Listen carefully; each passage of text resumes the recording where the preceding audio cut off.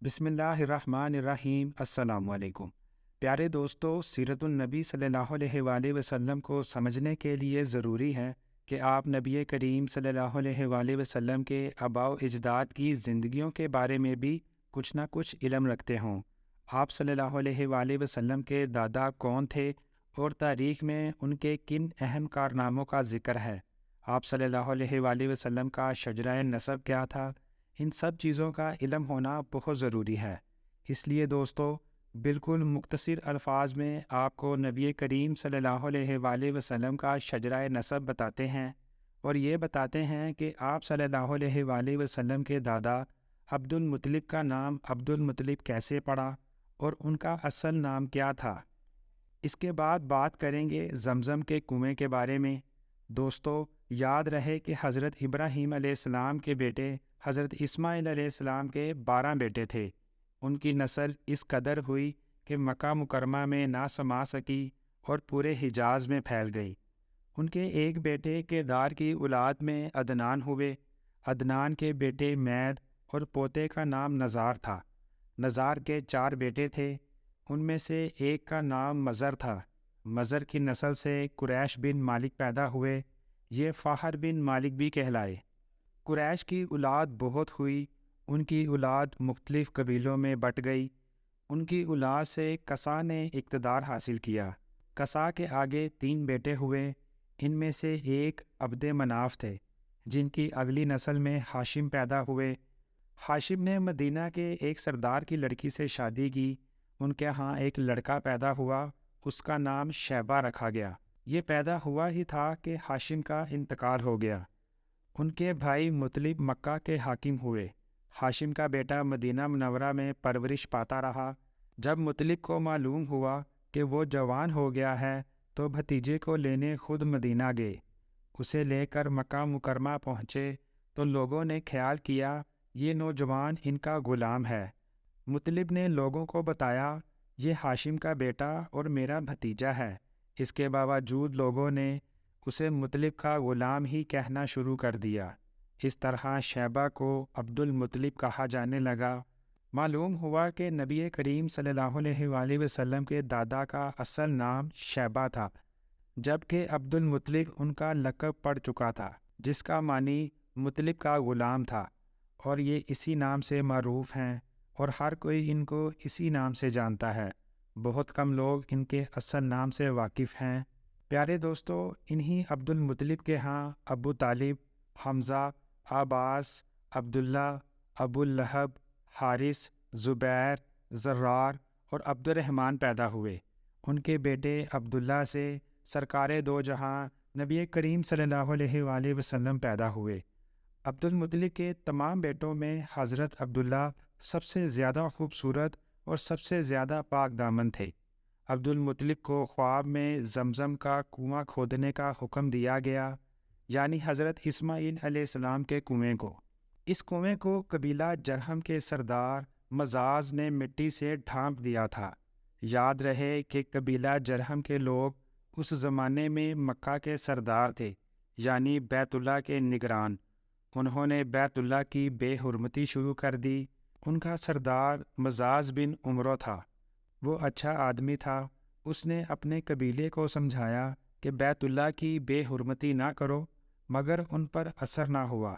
جب مزاز نے دیکھا کہ ان پر کوئی اثر نہیں ہوتا تو اس نے قوم کو اس کے حال پر چھوڑ کر وہاں سے جانے کا فیصلہ کیا۔ اس نے تمام مال و دولت، تلواریں اور زرہیں وغیرہ خانہ کعبہ سے نکال کر زمزم کے کنویں میں ڈال دی اور مٹی سے اس کو ڈھانپ دیا۔ کنواں اس سے پہلے ہی خشک ہو چکا تھا، یوں اس کا نام و نشان بھی مٹ گیا۔ مدتوں یہ کنواں بند پڑا رہا۔ اس کے بعد بنو خزاع نے بنو جرہم کو وہاں سے مار بھگایا۔ بنو خزاع اور کسا کی سرداری کا زمانہ اسی حالت میں گزرا، کنواں بند رہا، یہاں تک کہ کسا کے بعد عبد المطلب کا زمانہ آ گیا۔ انہوں نے خواب دیکھا۔ خواب میں ان کو زمزم کے کنویں کی جگہ دکھائی گئی اور اسے کھودنے کا حکم دیا گیا۔ حضرت علی رضی تعالیٰ عنہ سے روایت ہے کہ عبد المطلب نے بتایا، میں حجر اسود کے مقام پر سو رہا تھا کہ میرے پاس ایک آنے والا آیا، اس نے مجھے کہا طیبہ کو کھودو۔ میں نے اس سے پوچھا طیبہ کیا ہے، مگر وہ کچھ بتائے بغیر چلا گیا۔ دوسری رات خواب میں پھر وہی شخص آیا، کہنے لگا برا کو کھودو۔ میں نے پوچھا برا کیا ہے، وہ کچھ بتائے بغیر چلا گیا۔ تیسری رات میں اپنے بستر پر سو رہا تھا کہ پھر وہ شخص خواب میں آیا، اس نے کہا مظنونہ کو کھودو۔ میں نے پوچھا مظنونہ کیا ہے، وہ بتائے بغیر چلا گیا۔ اس سے اگلی رات میں پھر اپنے بستر پر لیٹا سو رہا تھا کہ وہی شخص میرے پاس آیا اور بولا زمزم کھودو۔ میں نے اس سے پوچھا زمزم کیا ہے؟ اس بار اس نے کہا زمزم وہ ہے جس کا پانی کبھی ختم نہیں ہوتا، جو حاجیوں کے بڑے بڑے مجموعوں کو سیراب کرتا ہے۔ عبد المطلب کہتے ہیں میں نے اس سے پوچھا یہ کنواں کس جگہ ہے؟ اس نے بتایا جہاں گندگی اور خون پڑا ہے اور کوا ٹھونکے مار رہا ہے۔ دوسرے دن عبد المطلب اپنے بیٹے حارث کے ساتھ وہاں گئے۔ اس وقت ان کے ہاں یہی ایک لڑکا موجود تھا۔ انہوں نے دیکھا وہاں گندگی اور خون پڑا تھا اور ایک کوا ٹھونکے مار رہا تھا۔ اس جگہ کے دونوں طرف بت موجود تھے اور یہ گندگی اور خون دراصل ان بتوں پر قربان کیے جانے والے جانوروں کا تھا۔ پوری نشانی مل گئی تو عبد المطلب کدال لے آئے اور کھدائی کے لیے تیار ہو گئے، لیکن اس وقت قریش وہاں آ پہنچے۔ انہوں نے کہا اللہ کی قسم ہم تمہیں یہاں کھدائی نہیں کرنے دیں گے، تم ہمارے ان دونوں بتوں کے درمیان کنواں کھودنا چاہتے ہو جہاں ہم ان کے لیے قربانیاں کرتے ہیں۔ عبد المطلب نے ان کی بات سن کر اپنے بیٹے حارث سے کہا تم ان لوگوں کو میرے قریب نہ آنے دو، میں کھدائی کا کام کرتا رہوں گا، اس لیے کہ مجھے جس کام کا حکم دیا گیا ہے میں اس کو ضرور پورا کروں گا۔ قریش نے جب دیکھا کہ وہ باز نہیں آنے والے تو رک گئے۔ آخر انہوں نے کھدائی شروع کر دی۔ جلد ہی کنویں کے آثار نظر آنے لگے۔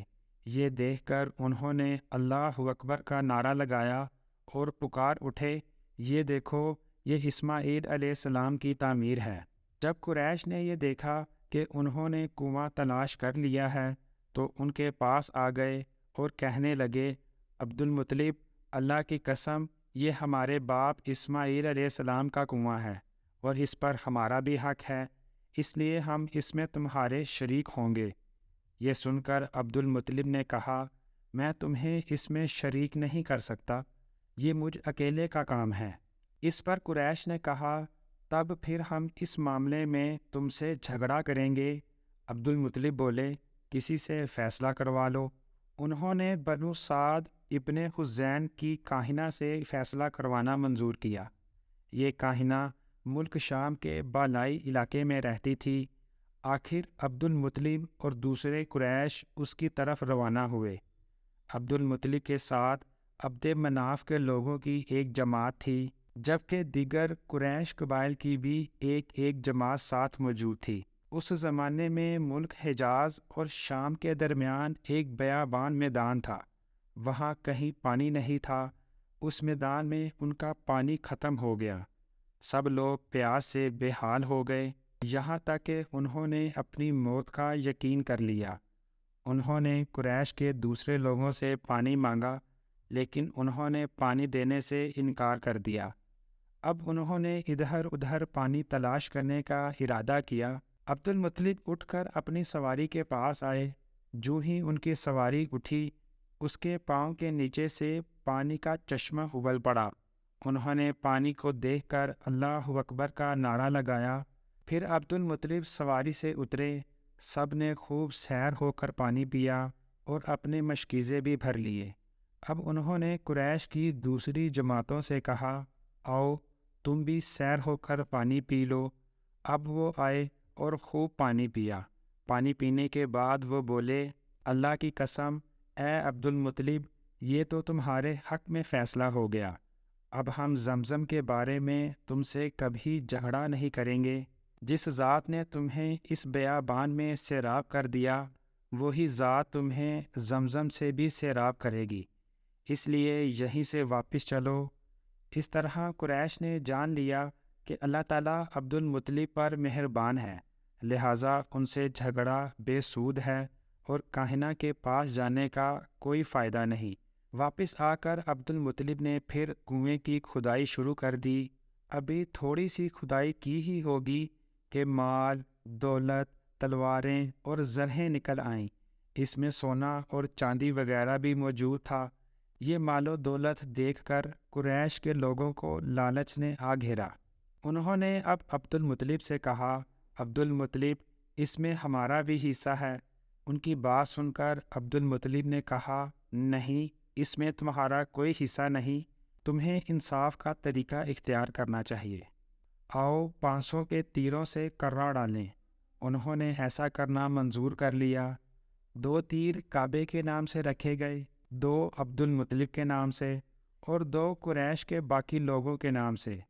پاسا پھینکا گیا تو مال و دولت کعبہ کے نام نکلا، تلواریں اور زرہیں عبد المطلب کے نام، اور قریشیوں کے نام جو تیر تھے وہ کسی چیز پر نہ نکلے۔ اس طرح فیصلہ ہو گیا۔ عبد المطلب نے کعبے کے دروازے کو سونے سے سجا دیا۔ دوستو کہتے ہیں کہ زمزم کی کھدائی سے پہلے عبد المطلب نے دعا مانگی تھی کہ اے اللہ، اس کی کھدائی کو مجھ پر آسان کر دے، میں اپنا ایک بیٹا تیرے راستے میں ذبح کروں گا۔ اب جب کہ کنواں نکل آیا تو انہیں خواب میں حکم دیا گیا، اپنی منت پوری کرو، یعنی ایک بیٹے کو ذبح کرو۔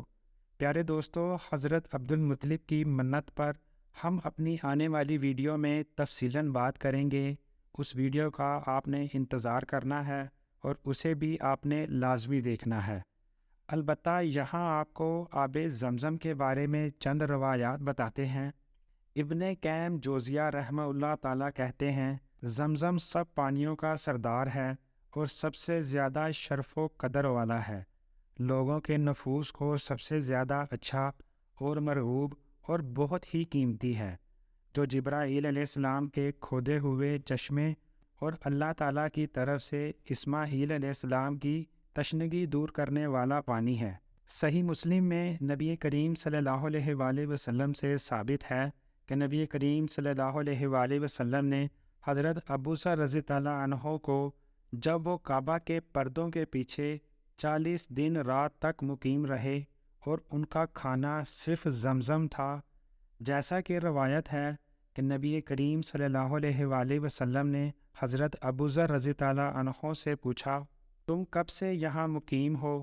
تو حضرت ابو ذر رضی اللہ عنہ کہتے ہیں، میں نے جواب دیا، 30 دن 30 رات سے یہیں مقیم ہوں۔ تو نبی کریم صلی اللہ علیہ وآلہ وسلم فرمانے لگے، تیرے کھانے کا انتظام کون کرتا تھا؟ وہ کہتے ہیں، میں نے جواب میں کہا کہ میرے پاس تو صرف زمزم ہی تھا، اس سے میں اتنا موٹا ہو گیا کہ میرے پیٹ کے تمام کس بل نکل گئے اور میری ساری بھوک اور کمزوری جاتی رہی۔ نبی کریم صلی اللہ علیہ وآلہ وسلم فرمانے لگے، بلا شبہ زمزم بابرکت اور کھانے والوں کے لیے کھانے کی حیثیت رکھتا ہے۔ بحوالہ صحیح مسلم۔